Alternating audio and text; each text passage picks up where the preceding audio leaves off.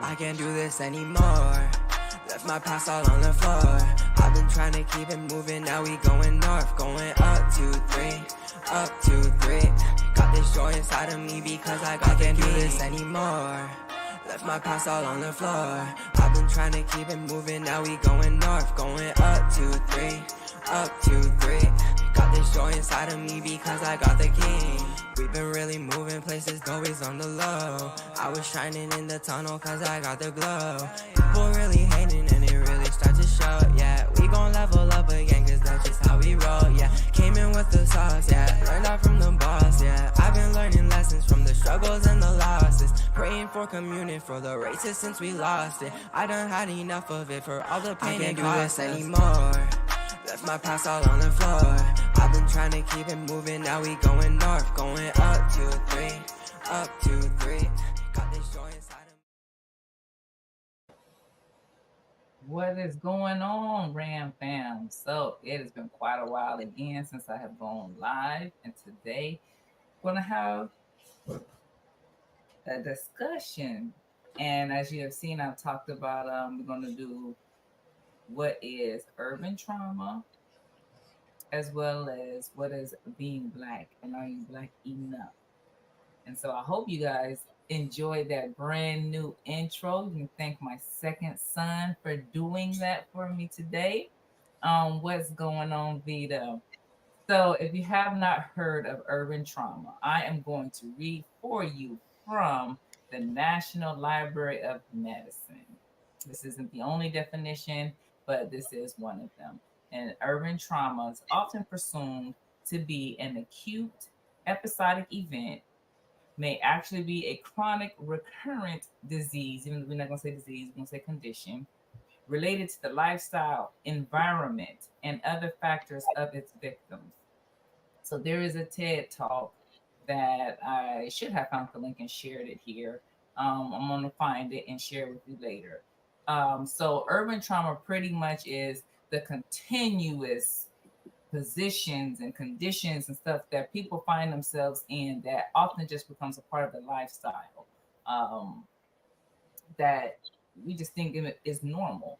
And because of the word trauma, so let's say, those who live in the urban cities often find drug victims, gunshots, just the fact of not having money, not having enough food, poor conditions of their schooling, all of these things are things that is a constant in their lives. And these are small traumas to big traumas in their life that some people just think that it's normal. And so with me today, as you can see, I have my husband with me who's going to come and have this discussion with me. And guys, feel free to leave your comments, chime in, because as we know, we are not a monolith. And being Black enough, quote unquote, I am one of those individuals who I am from the Midwest. I am from Kansas. And of course, just hearing Kansas, people automatically are like, are there even Black people in Kansas? And all the Dorothy jokes and all of that. But everyone's condition and situation is different. And there is a quote unquote hood in Kansas because I was raised in Junction City, Kansas. That is an army town. It is a lot of railroad tracks. There's a lot in Junction City that people do not know about. So while I may not have been raised in the projects, I was also around a lot of Black people with a lot of different situations going on. So, Ameer, if you want to jump in and perhaps maybe just describe a little bit of your child rearing, to describe what kind of traumas or what would be Black, or what say you to spur the conversation. Do it my way. I don't. We've talked about this a lot. I don't necessarily see my childhood rearing as as traumatizing. It's traumatic. So my lens is, slightly different. Were there difficult times? Growing up, of course, I think everybody runs into that. But it wasn't trauma laden. I lived in the projects. I lived in houses. Uh, but everybody was economically close to each other. So even if you did live in a house, right, there was some projects not too far away. We all went to the same high school. We played on the same sport teams. Um, so we there wasn't great distance between us, right? And we knew there were better parts of the town, but we liked our town, our side of the tracks per se. So my growing up wasn't as complicated, I guess, as some other people may have grown up. Right.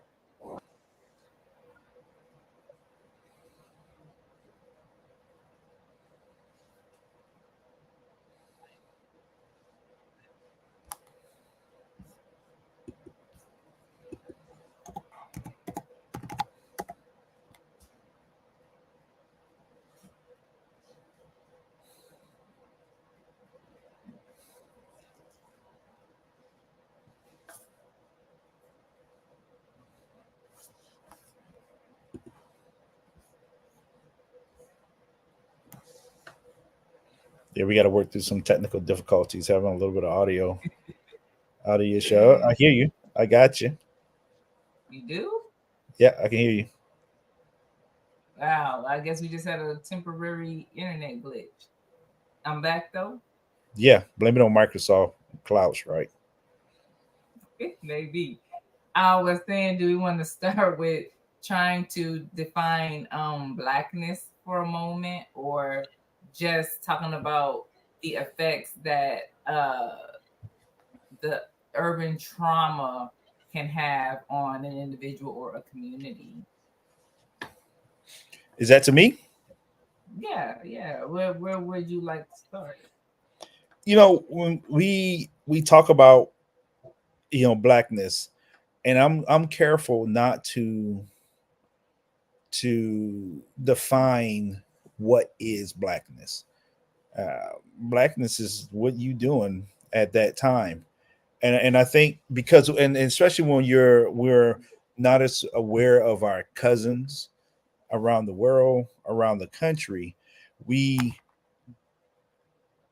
uh, we shape a form of blackness that is not necessarily inviting to others. So you started out talking about being from the Midwest, right? Well, Midwest, of course, is black, right? We're talking about Juneteenth, but right, that's a Midwestern centered holiday. We So many of our migrations went north, of course, but a lot of our black migrations went to the west as well, right? So St. Louis is being a defining city that was part of that movement, and so that was its own form of blackness. So you can't deprive that. The West Coast has its own form of blackness.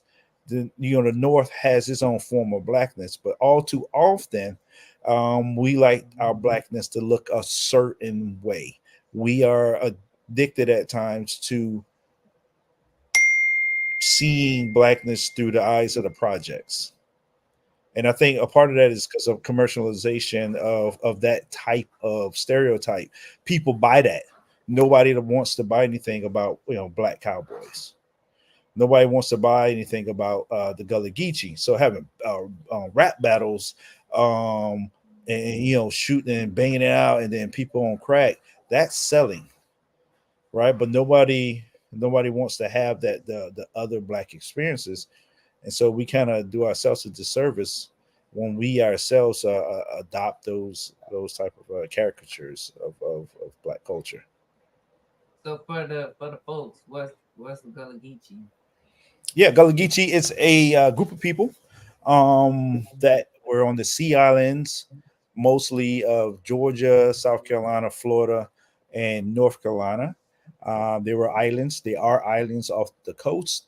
They were brought in mainly from West Africa, as far as Angola, all the way up through Nigeria, Cote d'Ivoire, all of those areas, Sierra Leone, and they were brought in to grow mostly rice, indigo, and later cotton and tobacco, sugarcane, those cash crops that grew well in that narrow band of coastal area that I just named.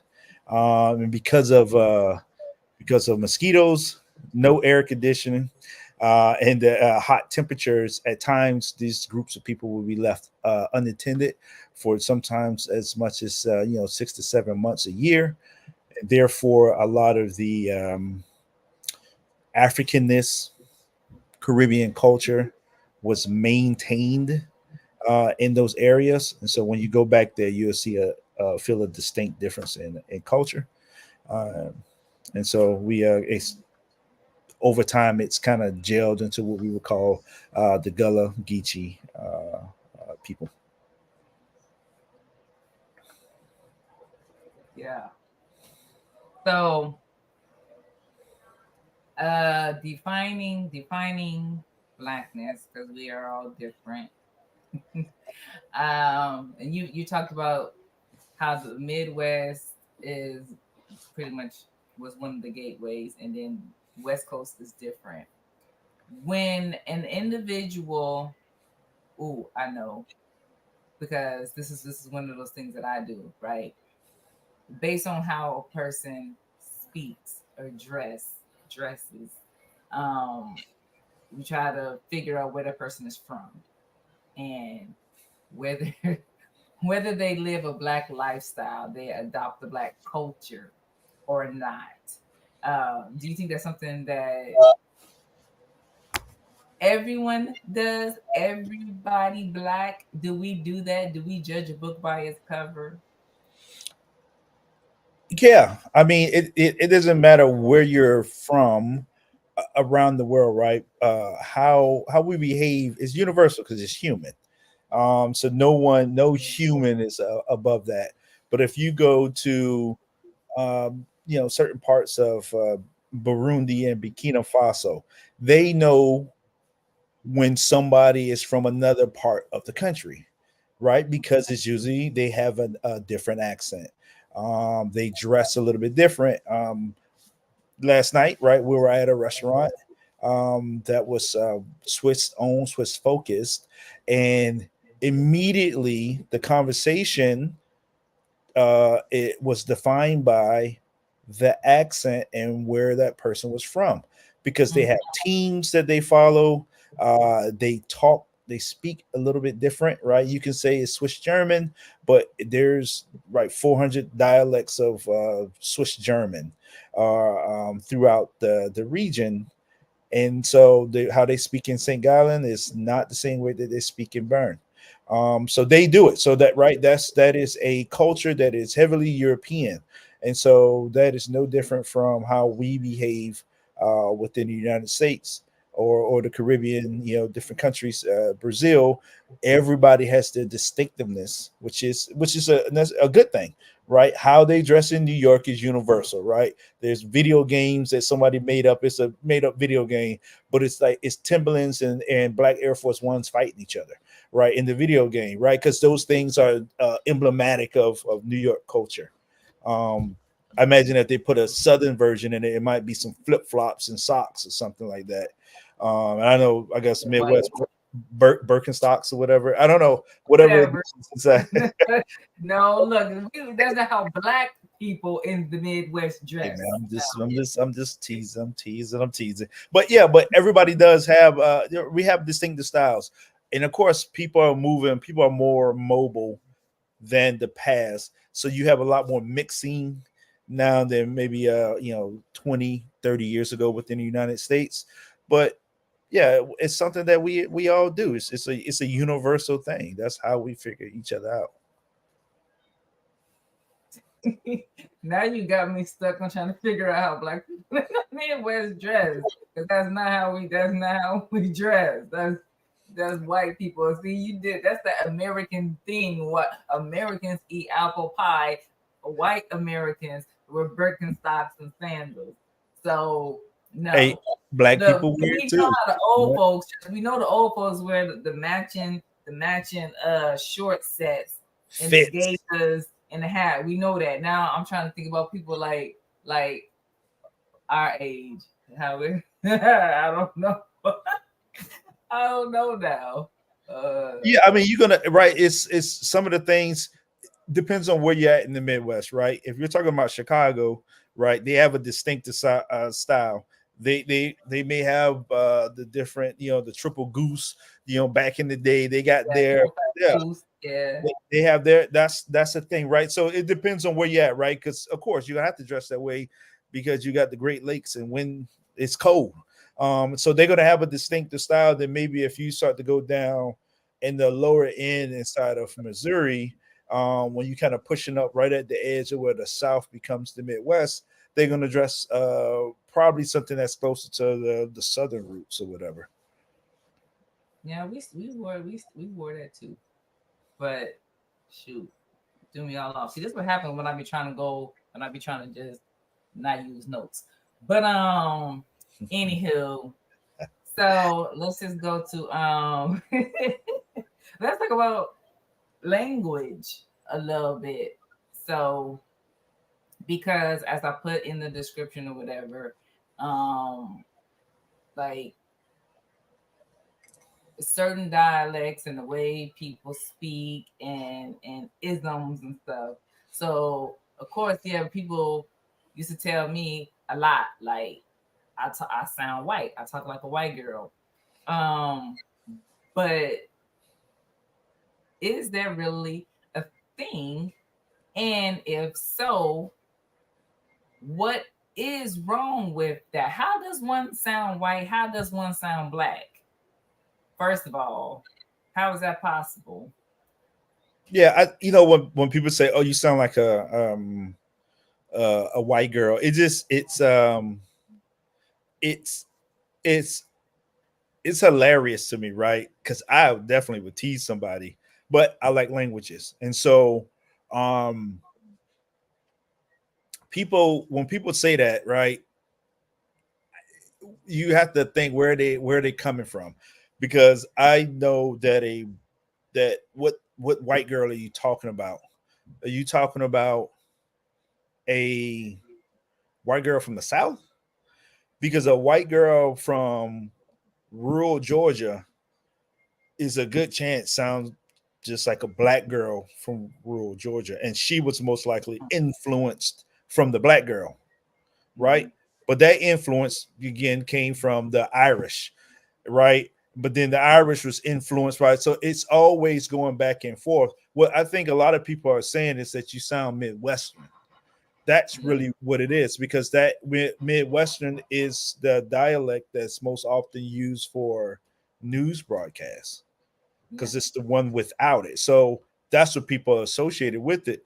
But none of us sound British except maybe the Gullah Geechee. Right? That's the white girl. If you're saying someone sounds white, that's the bar. Everybody else sounds Caribbean or country, especially when you put us right in the same room as our British and Australian counterparts. Then you realize none of us sound what you think you sound like. We sound like a bunch of cowboys next to the British. Yeah. Yeah.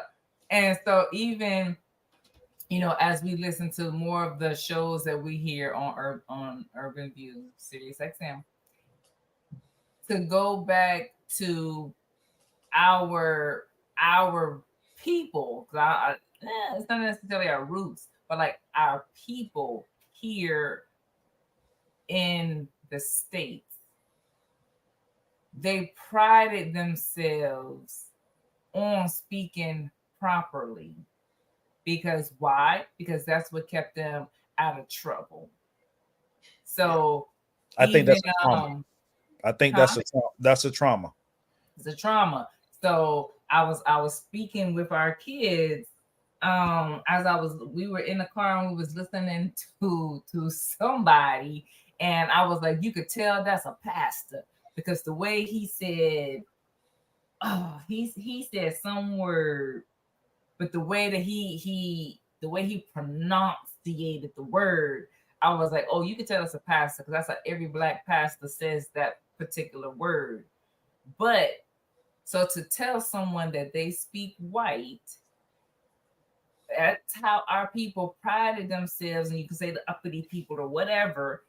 They wanted to ensure that they spoke proper, because this is what protected them from getting in trouble with the law, and whatever, as well as tying the language with the way that we dress. There wasn't nothing wrong with putting on a 3-piece suit with the hat, with the whatever, with the Sunday best dress, like all of that. Was nothing wrong with that. That was pride. But now, to speak properly is to be white. Yeah, I think even back then, though, I think there's always been and that's the trauma. There's always been a focused on how one spoke, right? So if you were a Southerner coming up from Georgia speaking at Geechee in New York, right? Yo, we don't speak like that up here. So Mhm. it was all, and that's the thing, right? That's one of the separating strategies that has been used to keep certain groups out of power. And so then we became, this is the trauma. Then we over relied on, air quotes, speaking proper. I do think that you should learn how to pronunciate and enunciate the common language of the country that you're in. I don't think there's anything wrong with that. Where I think it's a problem is when you abandon the language of transaction amongst your community, right? So you can be Gullah Geechee and learn how to speak very articulate, Mm-hmm. but don't give up your Gullah Geechee. I.e., I point back to Switzerland. They can speak English well, but they also speak Swiss German. Swiss German is a Creole. You can't write it down. There's nowhere written. You can't go buy a book and say, I want to learn how to speak Swiss German. It's a Creole. It's a bit of German, a bit of local language, a bit of French inside of that language. But they also speak German. They don't abandon their language of Switzerland because they have two superpowers sitting on the top of them, Germany and France. They speak both of those languages well. They speak English well because they do transaction and commerce with us, but they do not give up their identity and they don't feel bad for speaking Swiss German. It's a Creole. So we would do well to not be traumatized into abandoning things that give us a, a mental advantage. Having multiple languages is shown to one ward off certain psychological degradations. One is more creative. Like there's a host of things that's attributed to having multiple languages, Right. and we willingly give it up because we're traumatized and forced it. Like you don't speak well. Well, that's incorrect. Especially when people use when they adapt the language for their use, it's at times more complex than the mother language itself. And we should stop running away from that, right? That's a trauma. You speak white. Look, we should be able to converse with as many people as possible, right? So that means, hey, look, rest of America, learn how to speak Spanish, right? Because that's going to be that is, if it's not the primary language in the United States in 30 years, it's definitely going to be the close second.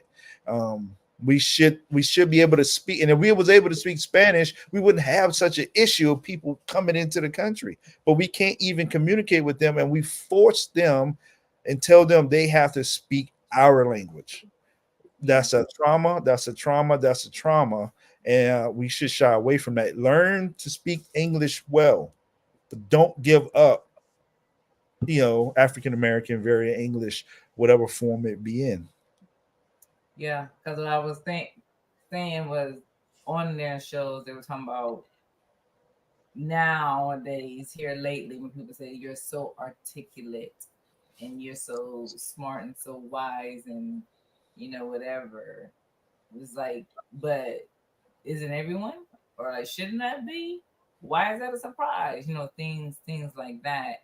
Yeah. Because you can speak this way. Now, then when you are shocked or taken aback when the person who is speaking their authentic selves, speaking Ebonics, speaking hood, speaking slang, speaking whatever, or even we just say the broken English, and then you find out this person is brilliant. Same question: why are you shocked?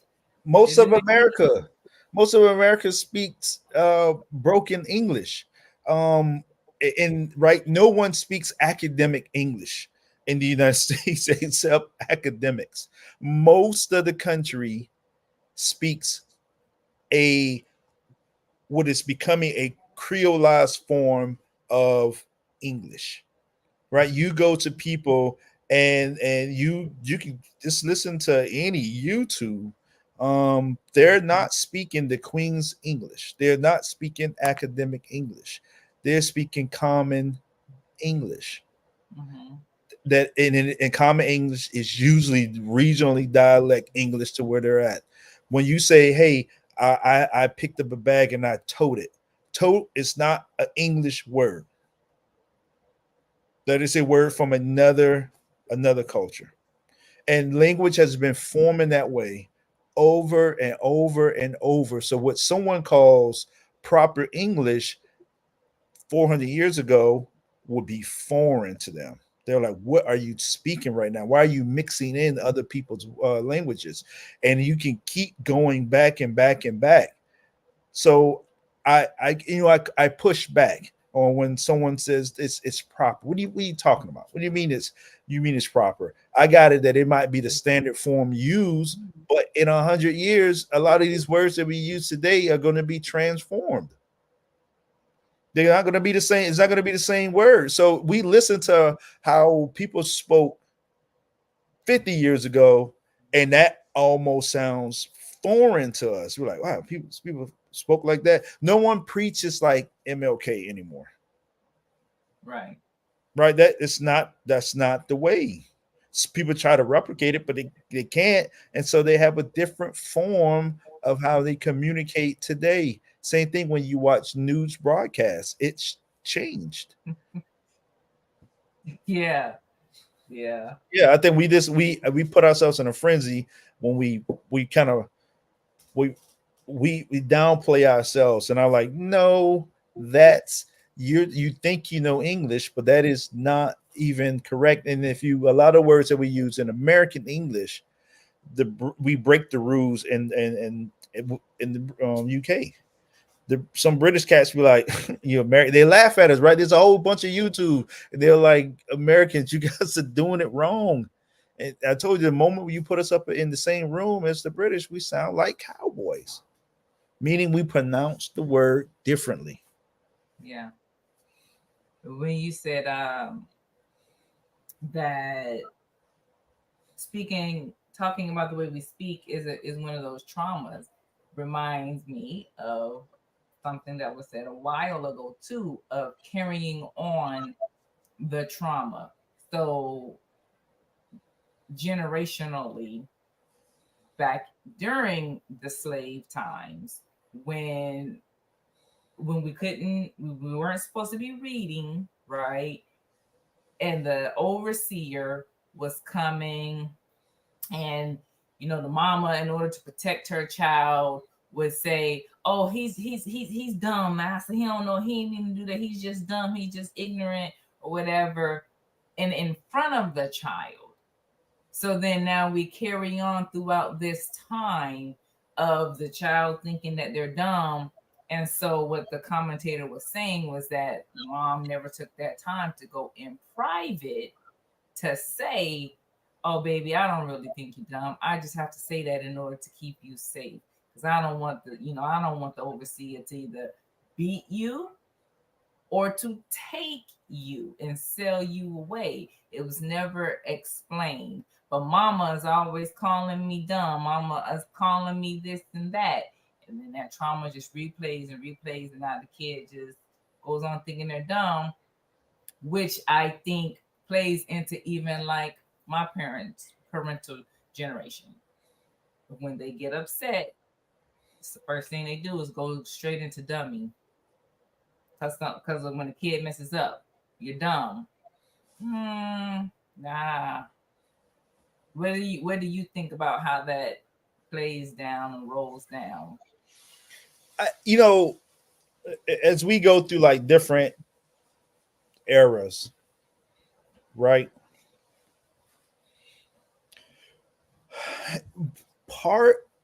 So there was definitely protection from parents, as they didn't want their kids to seem like something else, so their kid will be preyed upon by the master, right? But that's not a straight line from that period to now.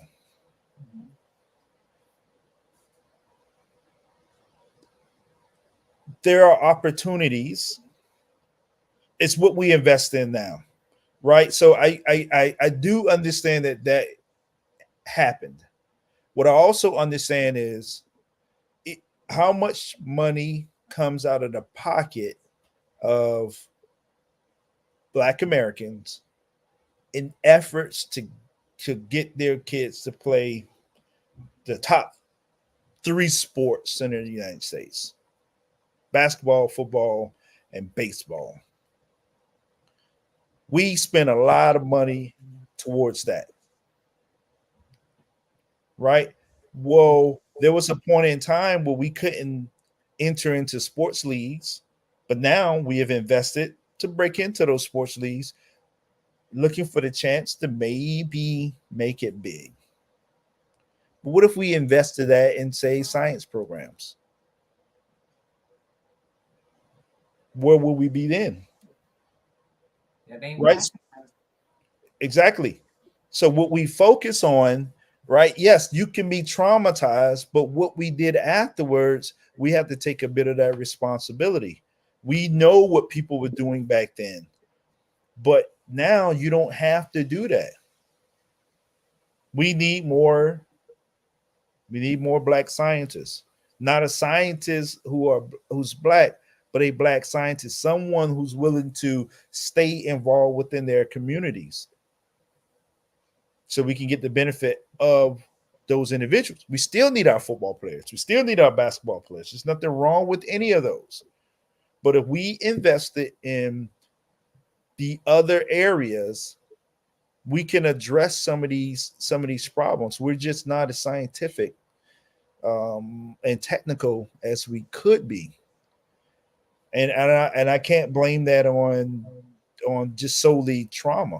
Part of that is economics, and people want to make a lot of money, and they see the NFL, NBA, MLB, right? Those are money making machines. And so if you can get a chance, if my kid can make it out of the hood and play in one of those leagues, he can change our lives. What I'm here to say is that if your kid can get a $200,000 a year job in tech, which is a lot more of those available, you can change the whole hood. Yeah. Now, when you say change the hood, some people may hear that and be like, "Well, why does the hood need to be changed?" That's the problem. People keep leaving the hood. Why are you leaving? Why are you trying to go off and go? What is it? Be like the white flight. Why are you leaving? Yeah, people. Yeah, uh, the Vita said trauma keeps people Yeah. from change. Um, yeah, but I also think that the friends you keeps you from change as well.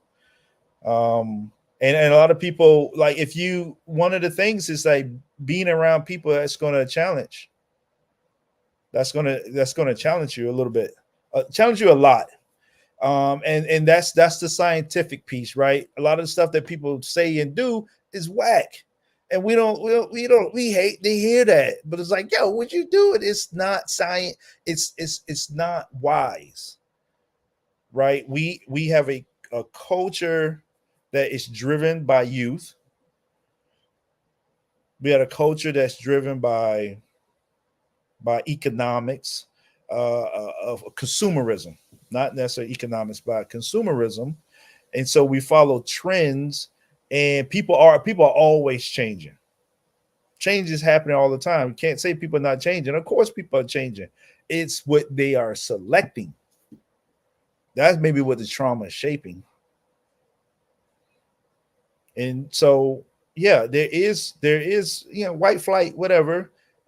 Again, this pattern of people making it and leaving their area.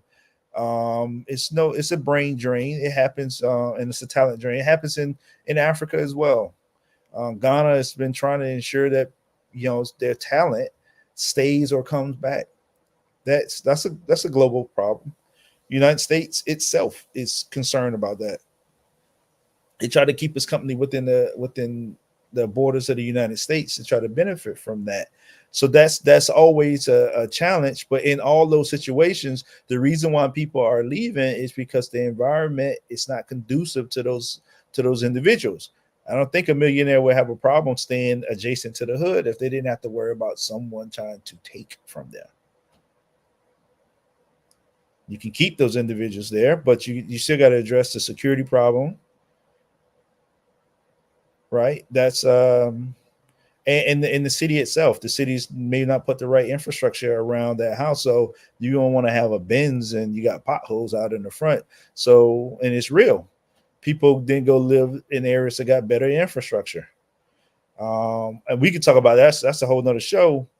But that this is driving some of this why people are leaving the area. And when I say hood, I'm not just talking about the urban hoods. People leave the backwaters. Shannon Sharp told you where he was from. He can go back there. That was not the hood, but he ain't trying to live there. Right. So all these individuals, the linebacker from Mountains of Appalachia or the lineman from Mountains of Appalachia, he got a nice big house in Texas. No, he's not going back to Appalachia either. So let's spin it to the positive because you said you can change the whole hood. So uh, Mike Epps went back and bought, I believe, like houses from his whole neighborhood. He bought the whole neighborhood up. And so, what do you think of people learning to come together and buying up their neighborhood, buying up a few houses instead of, like, has been said, instead of spending money on buying shoes and buying cars and buying whatever, let's go up and buy up the block. Let's together go and buy this vacant parking lot and turn it into a garden, and let's change the hood because we want better for ourselves and the next generation. Yeah, I mean it's a strategy. Why wouldn't you want to own where you live, right? Why wouldn't you want to be reap the benefits of that? I would, but it has to be done in conjunction. He buys the block, awesome, got the block, but then the city decides to sell it to the investor, another higher investor later on. Mm-hmm. So what was our strategy? We can't just buy the block. Got to buy the block. Got to be the mayor. Got to be right. You got to keep working on every aspect of our community. we got to service all of it, or we got to be smart enough to ensure that the right services are provided to us, so we can do all of the stuff, right? So there's more strategies. So buying the block in isolation is not going to do it, right? Because you may have a, like, DC, keep DC go go. It's the banner right now, right? Because people are coming in and they're improving the neighborhood, improving it. But then when they came in, first thing they did is start to adjust cultural practices as well. So you can have a black investor who decided to build an apartment, but there's no one there to help sustain, the other cultural practices that come in there. Okay, so we got a question. Is it important to go back to show your kids where you started in the hood, or could you just go on and only let your kids know you're from where you were when they met you after you made that? That's a good question, because that was also on the podcast. I don't know necessarily if it's important, but I do think that you should take them there and let them see specifically where you're from. Now, of course, it can't just be some random hood or neighborhood or town, like specifically where you're from. I think they should see it. You can't just tell them about it, because like in our situation, my kids just knowing about Alton, Illinois, and knowing about Savannah, but never going, I think really does no good. Because even in my situation, for me, I knew I was from Alton, Illinois, but I knew a lot more about Kansas. Like, I can tell you about Junction City and Manhattan, but Alton, it took Ameer coming up there and going on a tour. Like, we went on a tour. Like, I didn't know nothing about no Robert Wadlow. I didn't know about the Pious All Bird. Like, I didn't know all these things about Alton, Illinois. It was just a place. It was a place. Also, the dude who shot MLK, was it MLK? That he actually, like, he went through Alton, Illinois. I don't think he's from Alton, but he actually came through, and I think he hid in Alton. He was there for a time. So, like, Alton is very historic. So I do believe, so like I said, it is important. The word would be important. I do think it is important to take them. But I don't know if the rest of the part of the question about that you made it out. So that part doesn't really apply to me, the made it out part. So I'll let you answer, Ameer. Yeah, I definitely want to phrase it as Ameer made it out, because I don't want to know. Question. You can start from the beginning and answer the question. Well, I'm working my way back. Yeah, but because the beginning is tied to the end. That is the trauma again. It signals to a person, you got to make it out, meaning you don't go back. So, right, and then you're using the hood as some teaching point, right? That means that whoever you're doing that with, right, nobody wants to go be in a zoo, but we bring people to the zoo to show them the animals. And so that makes people go, I don't want to be there. So the zoo is never a place where it needs to be necessarily improved. We can see lions and tigers looking skinny and malnourished in the zoo, but there's only a few of us that might actually pull on our heartstrings and say, man, we need to do something about it. I don't want to treat any neighborhood like a zoo. That's me. I'm that. I'm still that. I'm not. I could, no matter where I'm at, I'm still Savannah. I'm still Gullah Geechee, no matter where I stand. I'm not making it out. I always want to improve where I'm currently at, but also the roots of me, because that's what sustains me. That's real. And if I let the thing that sustains me die, I didn't make it out of anywhere because I have lost my roots. That is a problem that we have here, because a person in Alton doesn't know that they're connected to a person in New Orleans because someone said, I made it. And now you have no more roots. That's why people struggle with their roots with Africa. We're all messed up. People do not understand just how African they are because the roots have been severed in a lot of places, because people get a place and they forget it. You're always you. You don't stop being you. And the thing that sustains you, once that goes away, you're at risk of death as a culture. You may not die as a person, you'll just be subsumed by a bigger culture because you have no roots. You know what it meant, what it means to be in Switzerland, to be Swiss. And the Swiss are adamant that they are Swiss. They don't give up their Swissness. The Hill figures don't give up their Swiss and Germanic roots. They've been here in the United States for a long time. What do? We are quick to, huh? You said the Hill figures? The Hill figures, correct. Swiss and German, yes. So they don't give up. They're not giving up their roots at all. But we as a people are so quick. Like, we came from the Caribbean after we left Africa. Most people don't know that because we got rid of it. Yet we eat oxtail.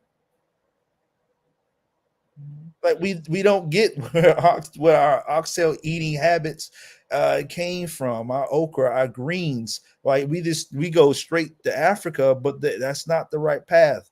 We went several different locations. Some people came directly to the United States, not everybody. So I think that the phrase it in the way that we made it out, I think helps continue on the trauma. I am always Savannah. Always. It doesn't stop. That's why I say the word African American. And how do I stop being that thing? You can't. Yeah, I don't like phrasing it that way because it sets me up for issues later on down the line. Yeah, you're from there. I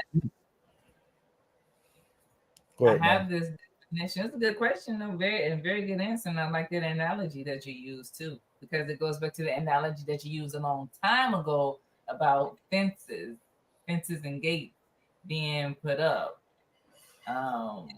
Wherever they think that it was to keep people out, but it was also for keeping people from getting in. However, whichever way you said it, but it serves both purposes. But I have this definition of urban trauma put up. No, it's not a definition. I looked up how does it affect people, and part of it is toxic stress affects the brain, making it difficult for people to sit still, pay attention, or learn. And it can affect impulse control and behavior and can cause extremes in emotion. And so because you keep using, the word trauma in your responses, I really was going somewhere with this. I just forgot. I really was. That's real though.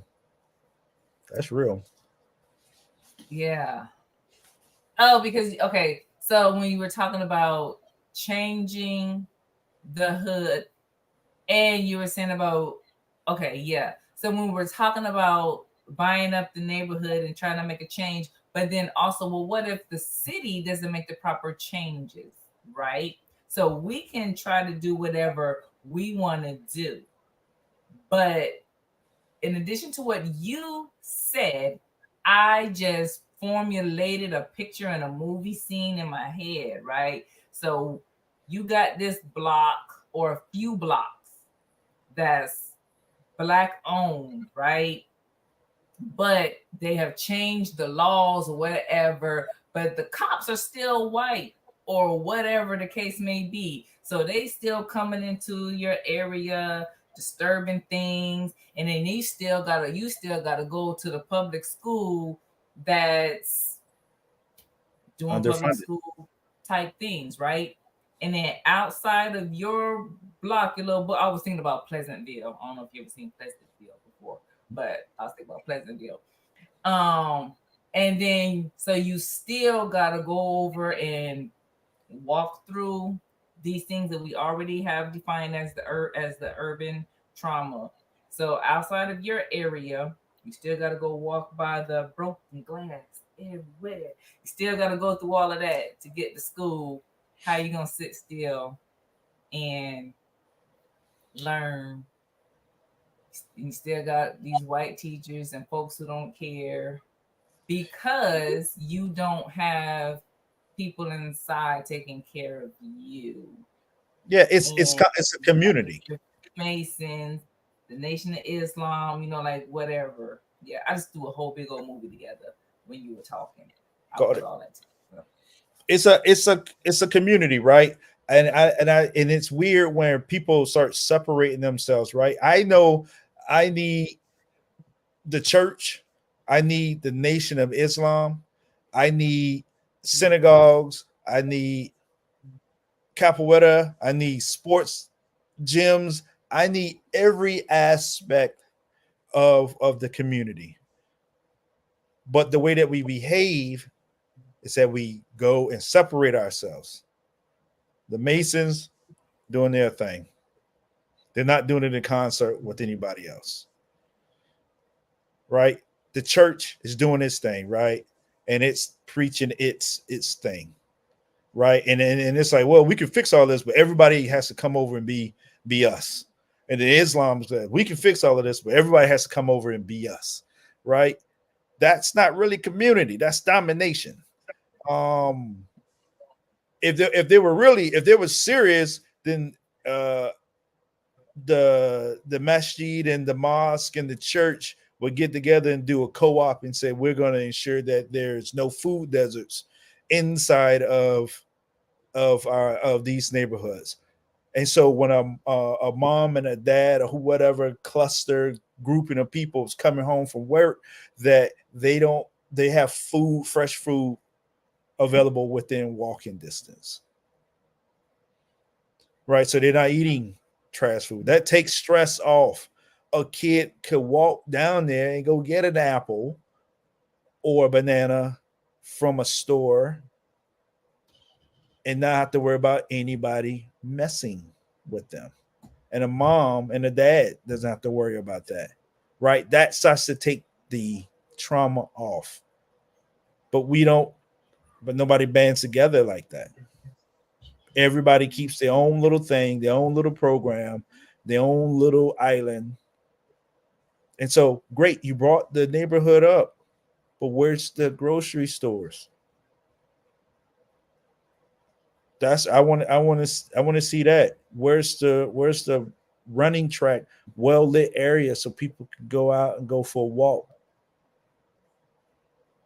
So you can't just do one of them. You have to do all. You got to do all of them, and we got too many entities that have the capacity to do it, but it won't go work because they're preaching messages of separation, messages of different. Everybody wants to be something else. They want a strong, vibrant black neighborhood, but every one of these groups is teaching that you're different. And I don't know how, like, that's part of we got to address that issue first, right? Because then we can hold the city accountable because we got a unified message. Yeah, because the thing right now with voting, or just no, with just voting, the voting is getting people to understand that no matter who you vote for, you got to get them in there. Like the person that you want, you got to get them in there, but then you can't fall silent. Got to make them And do that what they have to do. seems to be our problem, is that we fall silent until we're angry or something happens to us. And then want to compare, get upset. Get up, don't be upset with the LGBTQ plus community. Don't be upset with the Asian community. Don't be upset with them because they didn't, or the Jewish community. Don't be upset with them because they did not remain quiet. Once the person was there, they kept their presence known and was like, nope, you said that you were going to do this. And I need you to keep that promise. I need you to do this. I need you to do this. And we don't do that. We're just like, oh, good enough. Got you in there, and then get upset. Yeah, that's um that is exhausting. But that's the truth, right? You got to be in it for the long haul. You can't just, like you said, vote, get a person in there, and then go back to your normal life. Like this is your life. You know, an email, a mail. Sometimes you don't have enough energy to go down to City Hall or go down to that whoever's running your district. Flood them with mail. Whatever it is that you can communicate to let them know that, hey, you want this vote next time, you got a month to get this thing knocked out. This should have been done. There are no street lights here. The trees are overgrown. Like the road is trash. Mail pickup is inconsistent. There are not enough trash cans. There's trash businesses inside of our community. Who's giving them license? Like, you did put a grocery store in there, but it's not really a grocery store. It's a liquor store. And it might have some apples and and oranges over here. Like that's not, no, and a bunch of canned food. Like, go hold them accountable. Someone gave them that license. Yeah. And you know exactly who gave it to them because you can look that up. It's public knowledge. And so if you don't want these places, these businesses in your neighborhood, you gotta show up and say something. Yeah, we're not as politically engaged as and I hate the word politics, right? Because we think politics is something outside of us, right? We're not community engaged. Yeah, I want to say is that what we call the black fight, or the way that blacks fight? Because also one of the newest questions on these shows, questions and issues, is this the black fight? Because we forget. You can't say that our people and our ancestors didn't fight, because they did. The greatest revolutions and rebellions were by black people. But so what is the black fight? Is it to sit and complain and wait and do nothing? Or is it to actually get up and fight and risk your life? Is it to be the stool pigeon? Is it a mixture of all? As we're talking about being black enough, how do you get what you want? You're gonna have to participate, right? Because again, like when we say what you want, and everybody is different, right? There are, as someone's described it as, some people put their arms around themselves. Some people put their arms around their family. Some people put their arms around their friends and family. Some people put their arms around the whole community, right? You got different levels inside of a total community. And so I think there should be room for everybody, right? I don't expect everybody to be 100% community focused, right? They may be focused on themselves. I don't think that's a problem. Some people are going to be focused on on themselves and their families, right? Some people are going to be focused on themselves and their families and the kind of the extended group. And some people are going to go, we need to take care of the community. I think all those individuals need to ensure that they have some type of connectivity with the different groups. So everybody gets it.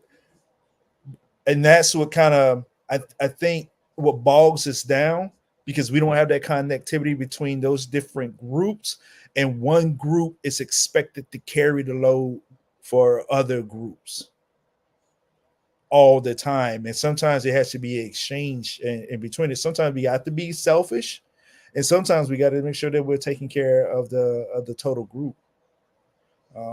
Dialogue helps with that. Having platforms like this helps with that, so people can kind of talk through it. Yeah. And I have ran out of things to say. So of course you and I can talk about things all day, all night, but to kind of some questions out there. Hopefully we can have multiple conversations as it relates to, urban trauma as things happen, or specific things. So, I know I still have lots and lots and lots of things that I want to talk about. And men's mental health, and actually why we are, before we go, why we're talking about urban trauma and all this.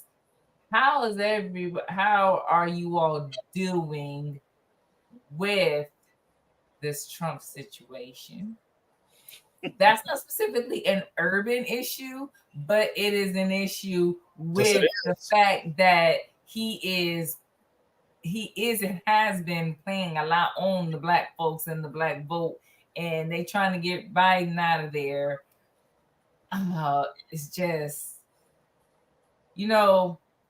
the constant traumas that we have been exposed to with Trump is like urban trauma. It's just not in the urban area, but we're constantly exposed to some type of trauma with him.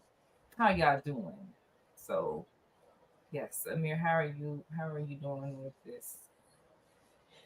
It is it's a threat that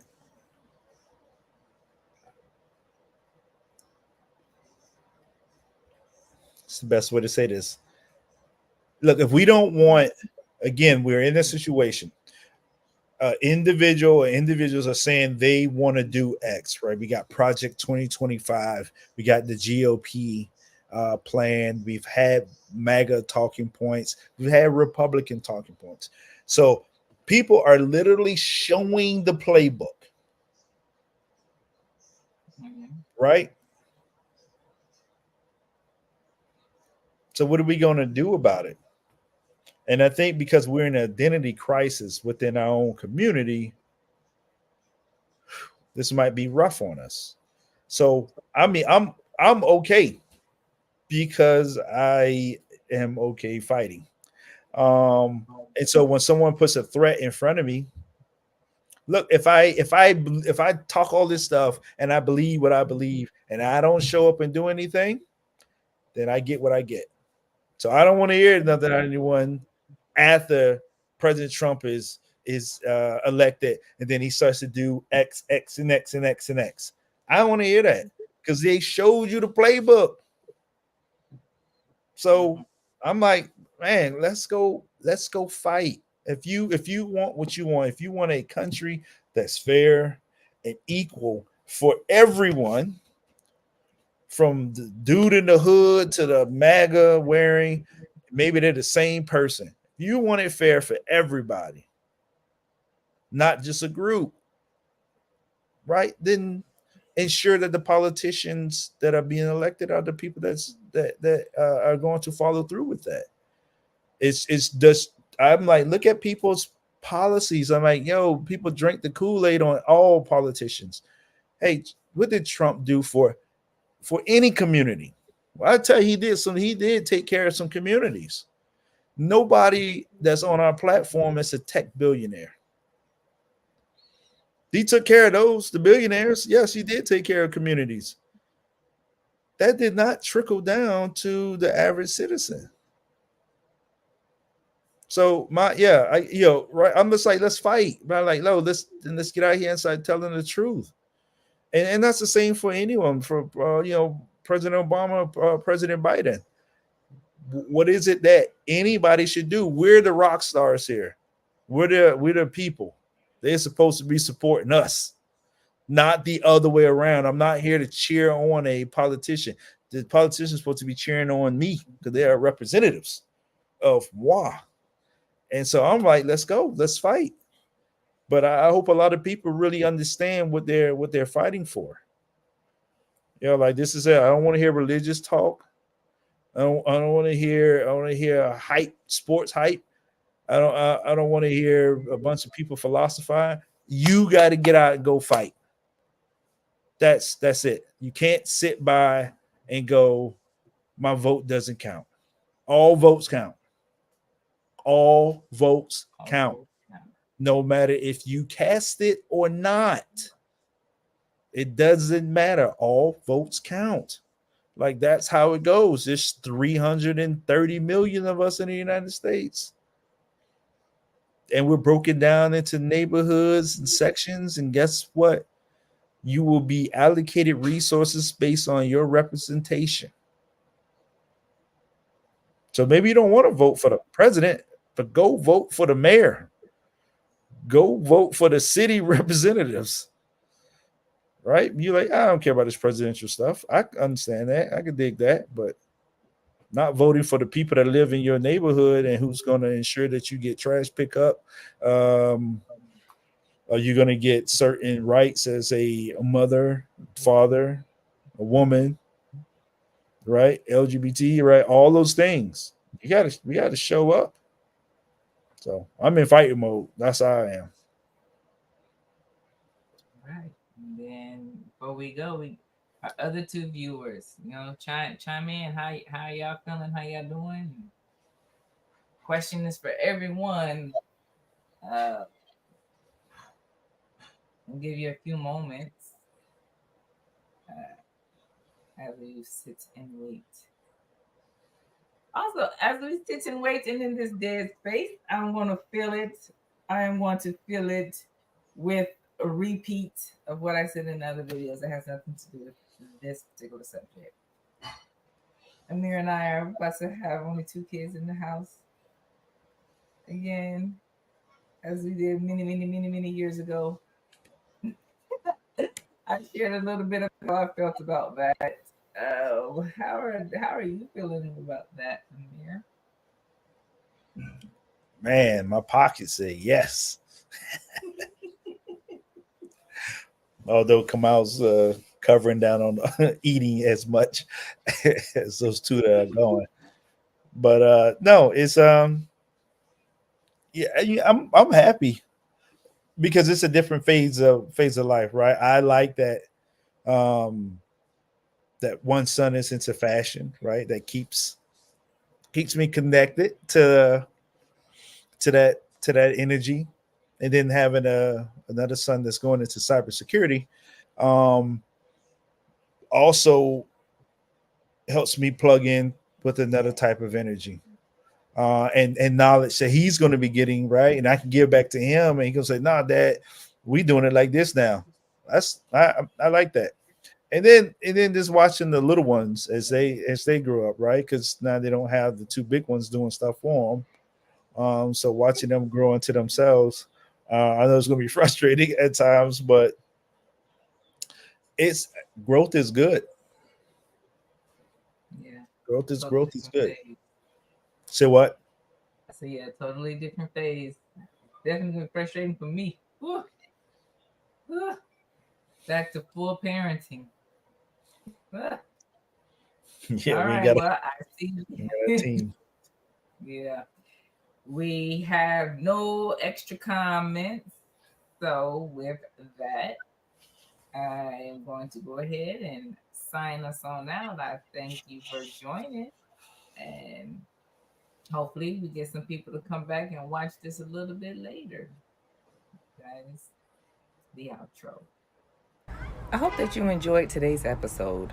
I would like to thank my guests for joining me, or simply thank you for watching the pre-recorded episode. No matter what your birth order is, how you self-identify, and whether you like pancakes or waffles. If this is the first time you're hearing it today, I want you to know that you are loved. You were put here for a purpose that only you can fulfill. Until next time, take care of yourself. Be sure that you like and share the videos, subscribe to the channel, and hit that notifications bell. This is RealRam out.